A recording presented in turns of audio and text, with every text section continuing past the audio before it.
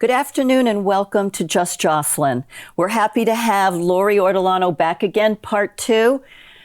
The things going on in our state and in this city cannot be ignored anymore. We cannot brush it under the carpet. We can't pretend that it's okay, and we can no longer take abuse from the public servants, people whose our tax money is paying their salaries. We cannot have people that abuse power, abuse people. I'll go out on a limb and say lie and cheat. They manipulate, and this can no longer happen. This is the United States of America. We are a republic. And every time you hear someone say we're democracy, you need to look them in the face and say, we are a republic for which it stands one nation under God, indivisible. This other garbage has got to stop, and we're going to start it. And we're going to continue it here in the state of New Hampshire, and all of us are going to come together, and we're just going to make the correct things happen, the right things happen, and hold people truly accountable and not just mouth it off. So welcome again, Miss Laurie. Thank you. Let's talk specifically about the city of Nashua, the retaliation that's going on. And we can use that word because it's proper terminology for what's going on specifically with you. I know your federal case is a First Amendment case, and I understand that it's been postponed. It was. So we were actually supposed to start yesterday with jury selection for a 4-day trial. But the court up there had some emergency, I think, injunctive stuff come in related to Trump orders. You know, maybe deportation, maybe the DEI programs in schools, or the boys and girls sports, those types of things. And so they bumped us out of our time this week. And the judge was super apologetic, very accommodating.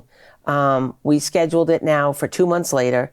June 17th now is when it begins, on a Tuesday. Wow. Don't know if it's going to be scheduled for 4 or 5 days. I think that's still being debated a little bit. But we had another hearing with her yesterday. The day it was supposed to start, we did have a hearing. So I've had 2 hearings up there. They've been really productive hearings, good hearings. The judge is a very good communicator. Who is it? Judge McCafferty, Landia McCafferty. All right. She's been very a good communicator, very balanced in listening to both sides. I'm glad I've gone to them. I'm glad I've gone with my attorney to sit there and see and listen and see what it's like. Her support staff is very well trained. You know, it's a little different than Superior Court. No question. And it's a beautiful building up there. It is in Concord. Oh, yeah. Yeah. It's a beautiful That's building. where we had our cases. Yeah, beautiful. So I'm off to a good start. But there's a lot of challenges, because the one claim that's left open is that I could have a trial to assess whether the city attorneys retaliated against me when they arrested me in February of 2021 for trespass in City Hall, based on protected speech. So it's a really interesting claim. And it started off, actually, the postponement of the case is, I think it's super helpful to us, but probably to both sides, because we sort of had a late start on meeting our judge and getting organized. It was like 12 days before the trial, we met her and we were getting organized. Yep. It was very tight. And there was a lot of disagreement with exhibits, and really disagreement in communication between the legal parties. At that time, like 12 days before the hearing, both Attorney Bolton and Leonard were represented by Russ Hilliard. Okay. And since then, it's grown to 3 attorneys representing Attorney Bolton, and Attorney Leonard peeled off and went to Brian Cullen, and his firm is representing her. So the 2 lawyers are represented by 4 attorneys and their staff. So they have... But wait a minute, isn't Attorney, his name just went out of my head, Bolton. Bolton. He's an attorney. Yes, but he's the defendant. Attorney Bolton and Attorney Leonard are the defendants here. Okay, they can't represent themselves. They're attorneys. They could. Hello, Nashua. Why aren't they? They're attorneys, and their job is to be the attorneys for the city. So how come they need attorneys to represent them? Right.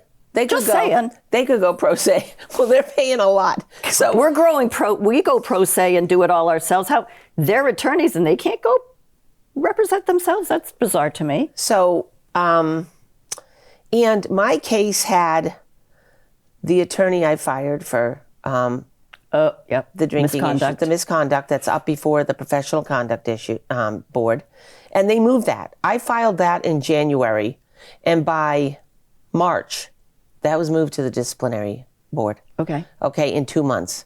I think that's the fastest you'd probably move a complaint. They moved it.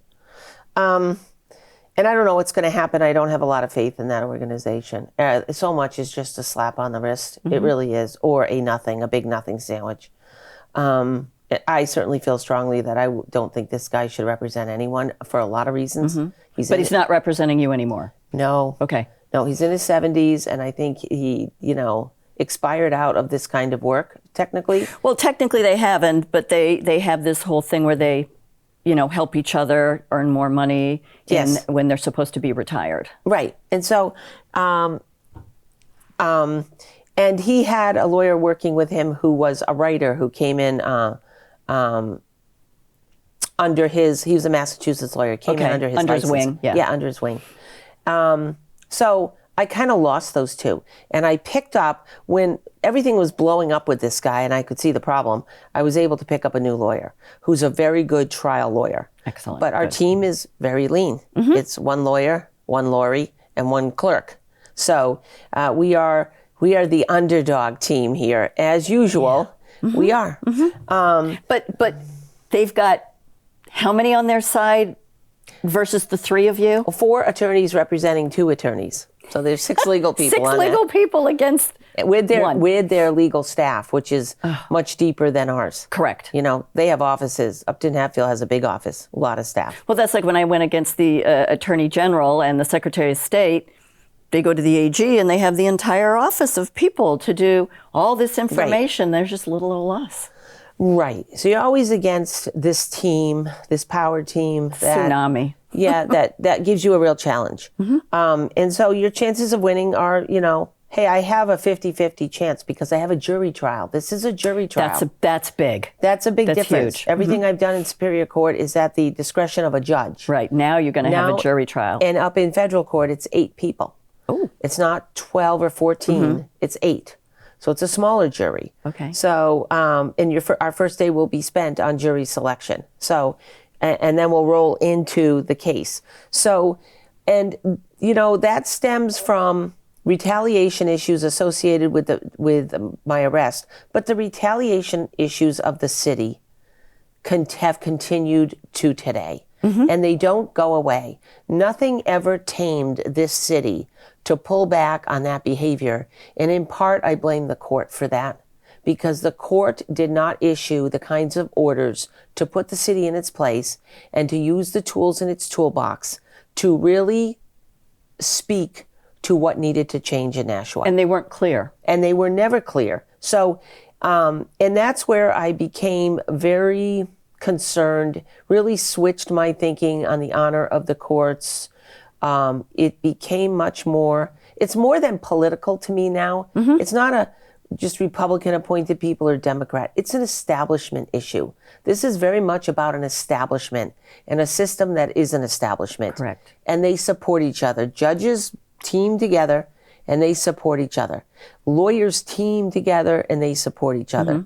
Judges appear to, when lawyers come to their table in their courtroom, they're going to make stuff as long and costly as possible because it's great for both sides. We bring them to the trough. We let them feed off the taxpayers. We let them feed off the parties. And that's what it's about.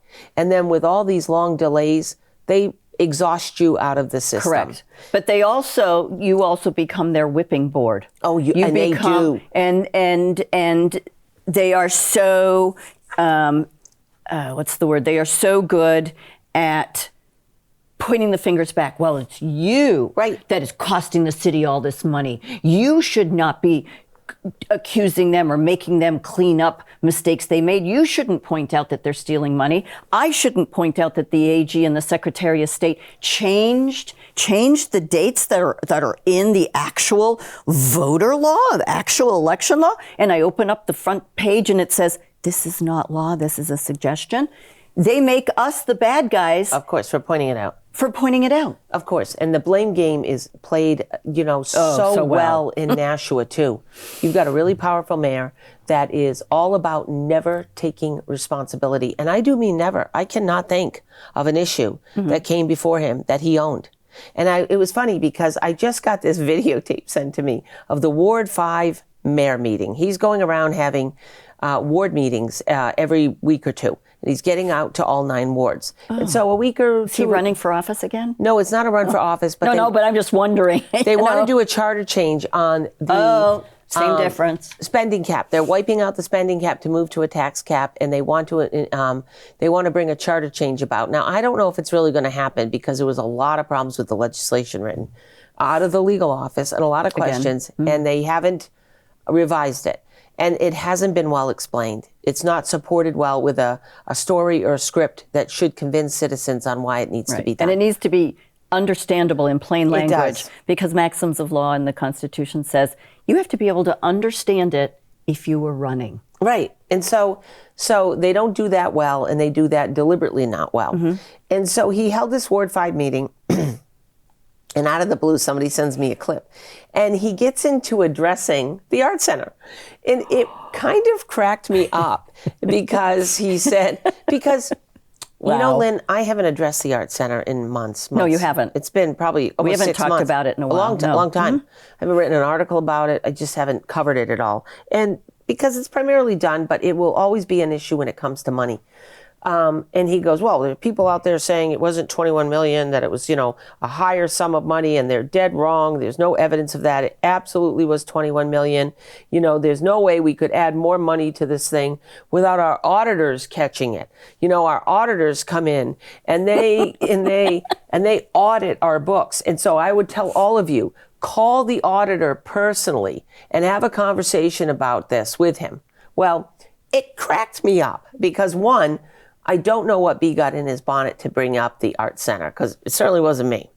And he said it's people are complaining who don't like the arts. I love the arts. I minored in arts. I was on the board of trustees for the Art Center when it was on Court Street. I go to shows there. I'm not against the Art Center, but I'm against the method that they used to fund it. Correct. The amount of money they spent, the total lack of transparency, and the financial burden that building's going to put on us On the now. citizens, yeah. That was not disclosed, and you don't have a right to do that. Correct. You have the right to have the arts, and even so much that we know how we pay rent to that art center. They had a rent schedule given out that was part of this document to rent the building. Well, for some reason, it looks like they've upped the rent to $800,000. It was supposed to be $6. Now they've paid $400,000 in rent, and it looks like it's gone to $8, and nobody was even told. Why? Because the building is not really solvent. They're having a lot of financial problems over there. It's definitely not a revenue generator. No, I wouldn't think so. It is not. And the maintenance is going to be very expensive, and they're not generating the money off of sale of hot dogs or whatever to cover that. They're just not. Yep. I mean, everything in there is expensive. The electronics, the seats, everything's Top dollar, best of the best. It's going to be expensive to fix it. Downtown Nashua, right? The heating where the system. Parking is questionable. Not good. No, it's not good. So doesn't attract people. And honestly, it's been a hard quarter. It's not Boston. It's not Boston. They have limited shows. It's been a hard. It's a hard. Even before Trump got in office, it's not a Trump-Biden thing. Nope. The economy was a struggle for a lot Correct. of people. Actually, the average citizen did not have a lot of disposable income and still doesn't. And we still don't. And they're not spending money on shows and stuff. Right. It's just... Or if they do, they don't have the money to spend on the beverages that go along with it. Right. You have to choose one or the other. Or they don't go out to eat downtown. Right. You So then they lose. Right. So, and it's been very quiet downtown. There's no question that businesses have said it's really, really quiet. And I see it. And they want people to come, but it's just been hard What's for the people. attraction? Well, and it's just, people just don't have a lot of extra money. Yeah. That's what it comes down to. And so, like it or not, so it cracked me up. But the concept that he also threw out there, that we have an auditor. Well, our auditor does not audit the books. They do a review. And they're supposed to review. I remember this conversation. They're supposed to review the books like maybe 3 months after the financial records are closed, which Correct. for us is June 30th. Right. So we should have our review done by October. They have now pushed those reviews out a year and a half, 18 months. And we haven't had one, right? We didn't have the one from last correct. year. I remember that, yeah. April. We have not had the audit from June. So we should have had it by October. September, October, November, But it's now April going into May, and we don't have last year's review. We're almost at the year end. We're doing the new budget for 2025 and 6, and we don't have the audit out. And the other thing is that mayor knows darn well that no citizen is allowed to pick up the phone and call a vendor. Crips, when I did it, They won't answer it. They'll just say when I did it, they accused me of impersonating a city employee and had the police investigate. He's setting people up to get in trouble and don't look behind this curtain, look over here. Right. So, that is a real, it's a real game. That's a concern. It is a concern. That's manipulative. It's very manipulative. And I'll tell you what else is really concerned regarding retaliation. When I really started looking at records involving the trust funds and mismanagement of our trust funds, and of course, didn't you find a lady that was on the library who was named as the head of, or some bigwig and she never knew her name was being used? Never knew. Yeah. And she was supposedly signing off under the pains and penalty of perjury that it had been approved that she was representing the work of the Board of Trustees, Nashua's Board of Trustees for trust funds, when it didn't exist. So that is a case still going. And Mary Ann Dempsey up at the state, up at the Charitable Trust Unit at the Department of Justice is still involved in an investigation on that. That goes on. Now, what's really interesting to me and what really concerns me about citizen rights is because of that work, looking at those finance records, like a month after, maybe in February, the city now mounted a stanchion across the hallway of the finance office where the records are kept. Yeah. It's a reporting office. And it has authorized personnel only. So I can't go to the door anymore and knock on the door, nor can any citizen to access reports. So again, these public servants and these public offices in the public building that we all own and pay taxes on and own, you're closed off. They're closed off to us, so you can't get to any of that information or people. And not only that, what they've done, and I think it's very deceptive, they put a notice up on a board that says authorized personnel only. But under the trespassing statute, an authorized personnel only notice is reason to arrest for trespass. Okay? So that is covered under the trespass statute. So what they're not saying to people is if you cross that stanchion, you will be arrested. You're under subject trespass. to arrest under the so trespass they are being statute. They are being deceptive and not putting and the entire setting people up for arrest. Correct. Now I know people who have unclipped that stanchion and gone in because they go, "I'm a citizen. I don't care what it says. I am authorized. This is City Hall, and I'm authorized to go in there. Which it's true. I consider myself authorized. Yep. They don't define what an authorized person is, but when you look up the statute. Now, do you think if Laurie Ortolano unclipped that stanchion and went in, there would be a problem? Oh, you'd be swatted right there. I would be zip tied and hauled out, and then. So it allows them to pick and choose who gets access and who doesn't. Exactly. And they did it also for the, Donna Graham, who is the legislative assistant to the Board of Aldermen, who handles all the public meetings, the posting of minutes, agendas, and notices. Right. She's a big public records person. They put a stanchion in her hallway. It blocks it off, and you cannot cross that to go to her door to ask about any record at all, or you're subject to arrest. This is a bad sign. Ooh. These are really bad signs on what a city government is doing. And it's retaliatory. These are retaliatory actions. Against the taxpayers, the citizens. Yes. And to those who question. Because they're under investigation up at the DOJ CTU. They've now put up stanchions so we can't get those records. So we can't even ask questions. Which is our right. We can do 91A's right to know. We can request that. Right. And the court is going along with all of this. That's the problem. The lower court is seeing all of this type of conduct as acceptable, and the delays. The biggest issue in Right to Know right now that I see with my board is delay. Yep. Everyone is fighting about this into the ombudsman office, Across the state, we see it. Citizens who are frustrated that when they make a records request, they're being stonewalled. They're having to go back 3 and 4 times, and then eventually they get it. And one lady was just in the ombudsman office who the ombudsman would not rule that the city, her municipality violated the law. And she said, but they did. They had the record the first time and they didn't give it to me. I had to go back a second, third time, and finally they gave it to me. Each time they didn't comply and they made me wait and go back. They broke the law. The courts don't want to rule on that. And I think that is a huge constitutional violation. It is. And I got sanctioned for that. My last ruling from the court was a front page article in the paper because the judge, who is a brand new judge to Nashua, and I thought she would come in with a fresh mind, fresh glasses, but instead I think the well's been poisoned. I think she's influenced by the judge down there who I filed 2 judicial conduct complaints against, who's still sitting there but supposed to retire soon, who is the judge who's supposed to rehear all of the stuff he did wrong. Oh boy. That's going to be interesting. So she ruled that my case was frivolous and done in bad faith because I didn't believe they honored producing the records in the time they should have, knowing what I was asking for. Well, there's a statute and there's an exact time that they have to give you the documents they have 5 days answer. and they can correct, but they can delay. But here's what was happening too: they were delaying way too long, and they believe, and maybe rightly so, that when they respond that they have a delay, that they don't have to give you any specific reason. They can just use boilerplate language. You know, we need more time to put the records together. We'll get back to you in 2 weeks.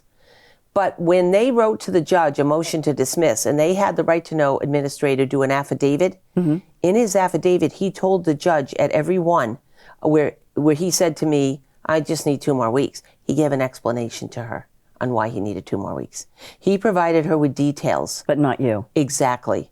And those details fed her opinion and biased her. I told her in the hearing that that was not a truthful affidavit, and I felt it misrepresented because I didn't have that information. Right, and you were not given the same due process. I wasn't. And she ignored that and slammed me with sanctions. And then she told the city to produce an itemized bill and an affidavit of their costs. Well, last week they submitted to the court $4,000 they want for this motion to dismiss, which is, instead it took them 66 hours of legal and staff time to write that. Okay, that's absurd.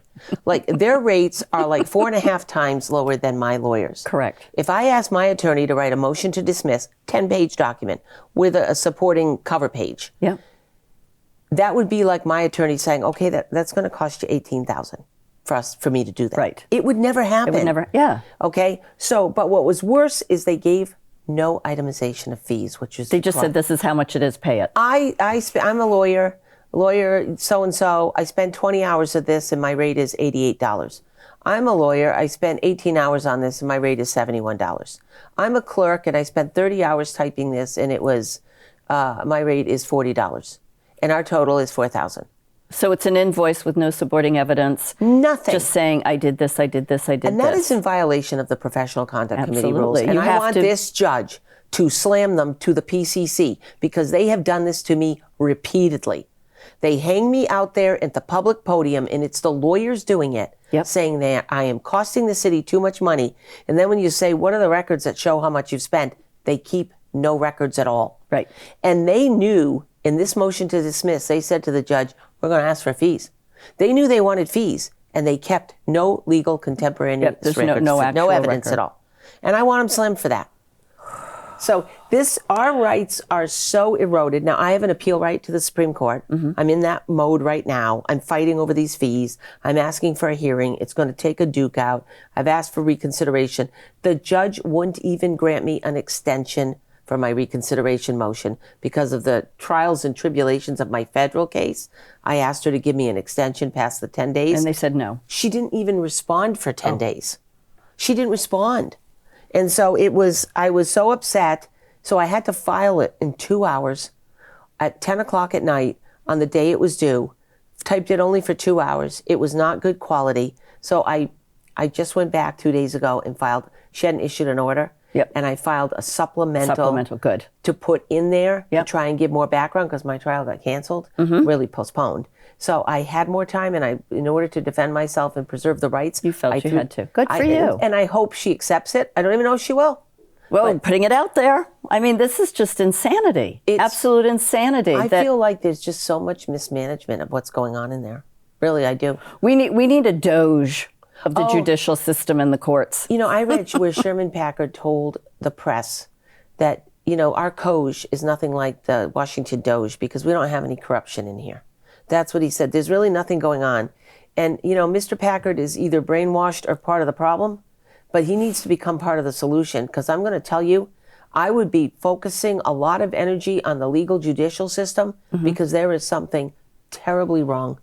There is something terribly un-American really going on in there. Absolutely. Yeah, and it the needs to be fact that peeled New apart. Hampshire has almost $1 trillion in money that passes through the LLCs in this state would tell you something. Of course, it's all driven by money. So will you come back and? Of course, I'm going to be busy. I'm actually going to travel for a few days and go see my son in Europe. Good. I haven't seen him in over a year, and now I got this little break, and I'm just going to do a 4 or 5 day trip. Really hop over and hop back. And then you'll come back, and we can revisit all of this and see what's going on. I'll see what happens with my local cases, and I've got a lot of work to do on my federal case, and I have a little bit more time to think about it and organize. And I love it. With my attorney, who I'm very happy with now, and. Well, I want to thank you so much for fighting the good fight and being the good guy. Thanks for having me on. I and really we'll always appreciate have it. you on. In Nashua, you got to stand with everybody that's fighting for you and fighting for our rights because we are a republic and we have 39 enumerated rights. Have a great day, and we'll see you next week.